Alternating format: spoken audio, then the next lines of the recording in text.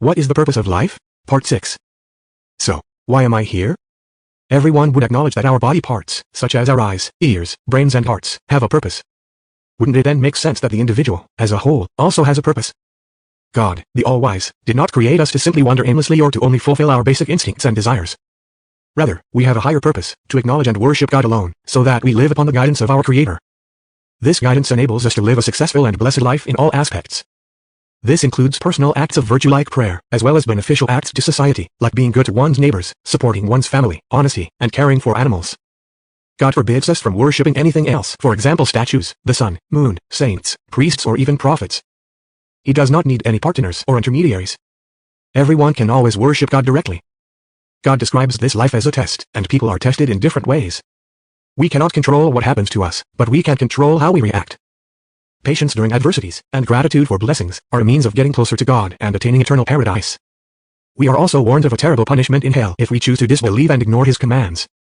The goodness of Allah, who solely possesses the kingdom, is great and abundant. He is capable of everything, nothing is outside His ability. The one who created death and life to test you, O people, which one of you is better in terms of actions? He is the Almighty, who no one can overpower, the forgiving of the sins of whichever of His servants repent to Him. Surah Al-Mulk Ayat 1-2. Were you present at the time of Jacob's death, when he asked his sons what they would worship after he had died?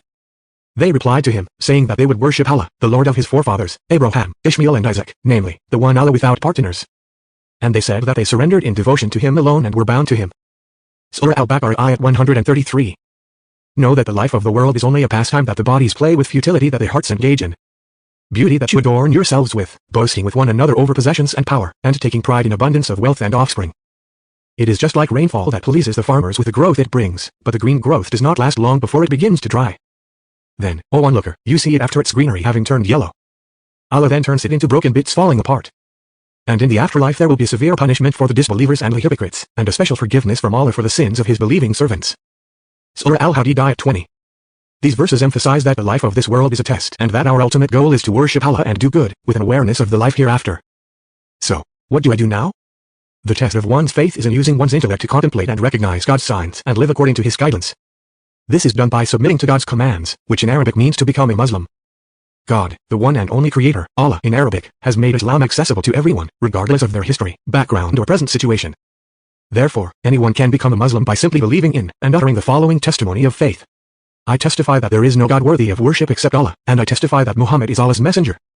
Isn't it time for you to fulfill your purpose of life, submit to the truth and acknowledge your Creator?